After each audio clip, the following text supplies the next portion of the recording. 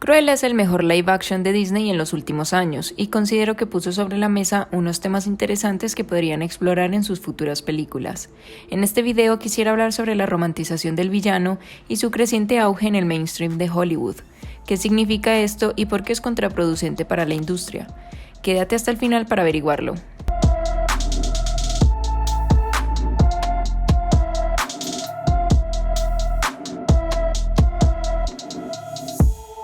En los últimos años hemos visto una creciente necesidad por personajes grises, ya que los héroes son considerados aburridos por su moralidad y su sentido de la rectitud, y por ende este tipo de historias dejan de ser satisfactorias para el público masivo, y aquí es donde entra el antihéroe y la búsqueda de propósito que existe detrás de la maldad. El problema que muchos le vemos a Disney y sus películas live action es que están cambiando la naturaleza de los villanos en estas historias que son tipo fábulas, es decir, que contienen una moraleja al final, por lo que el significado termina perdiendo impacto si vemos que el villano ahora es bueno, o al menos mejor persona que como lo conocíamos en los clásicos de nuestra infancia. Creo que deberían crear nuevos personajes y dejar en paz a los villanos, pero Disney y estas grandes empresas quieren dinero fácil, así que continuaremos viendo esta clase de películas. Sin embargo, Cruella es el mejor live action de los últimos años, principalmente porque la interpretación de Emma Stone estuvo excelente como siempre, y también porque plantearon unos temas interesantes que no creí ver en Disney. Por lo tanto, empezaremos explicando las razones por las que creo que en esta película se está romantizando a la villana y después evaluaremos los puntos fuertes y débiles de la historia. Comencemos. Primero debo decir que esta película no se puede comparar con las anteriores entregas de Disney en las que aparece Cruella.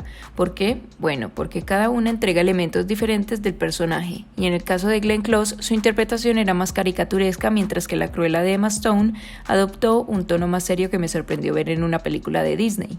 Así que me abstendré de hacer comparaciones entre las películas y las Cruellas, ya que las considero tremendamente diferentes, y en este video estaremos analizando la entrega más reciente.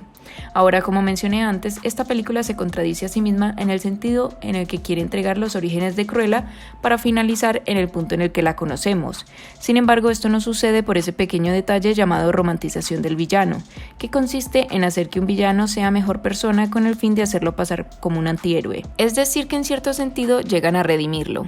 Pero el problema reside en que la mayoría de las personas que vemos esta película ya conocíamos a Cruella y es imposible eliminar esos conocimientos previos que teníamos del personaje, por lo que es extraño verla al final de la película reconciliarse con sus secuaces cuando no es propio del personaje que venía desde la mitad de la película adoptando más y más su personalidad alterna hasta el punto de perder a Stella, su persona, su humanidad.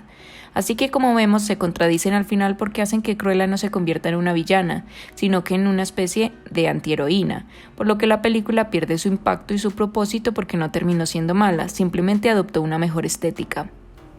Creo que la película también se contradice en el sentido en el que intentaron darle justificación a la maldad de Cruella, ya que mostraron cómo su madre era empujada por 3 dálmatas hacia un acantilado.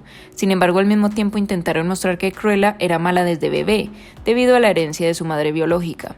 Y esto es complejo porque confunden al espectador dándole demasiadas justificaciones o caminos que no terminan en nada, ocasionando así que los puntos de giro sean poco emotivos y mal desarrollados. Lo que me lleva a hablar de la banda sonora de la película, ya que está compuesta por canciones bastante conocidas de las décadas de los 60 y 70.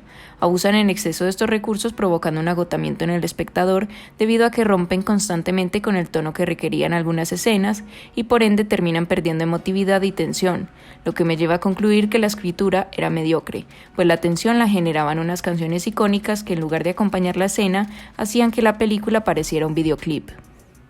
Las casualidades son otro elemento del que abusan en exceso, pues a pesar de que las conveniencias están compuestas por casualidades y causalidades, para mantener el equilibrio no se debe abusar de ninguna, y esto es algo en lo que falla Cruella, ya que tienden a solucionar sus conflictos a través de los perros o de caídas innecesarias, logrando así que la mayoría de los giros sean predecibles y hasta ridículos. Sin embargo, cuando vemos una película de Disney esperamos ver esto y no una obra maestra de Scorsese. Esto es algo que aceptamos, por así decirlo, cuando vemos una película de esta compañía. Por lo que no es una sorpresa encontrar estos fallos, pero lo que sí me sorprendió gratamente fue encontrar el conflicto interno de Cruella, ya que a través de ella vemos una lucha entre naturalidad y nutrición de la maldad. Este conflicto es mucho más interesante que el conflicto externo de la historia, puesto que Cruella quería honrar el recuerdo de su madre y por eso luchaba cada día con su verdadera naturaleza, pero terminó nutriendo su maldad con la rabia que fue acumulando durante años, debido a la falta de oportunidades y a la culpa que guardaba por haber creído que asesinó a su madre.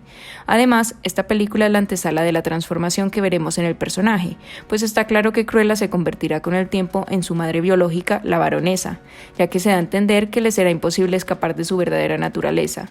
Por eso me pareció acertada la decisión que tomaron de hacer que Cruella estuviera acompañada por perritos en lugar de querer despellejarlos, pues acabará utilizándolos como armas, al igual que lo hizo su madre. Y eso explica el final de la película en el que Cruella le regaló un par de dálmatas a Anita y a Roger.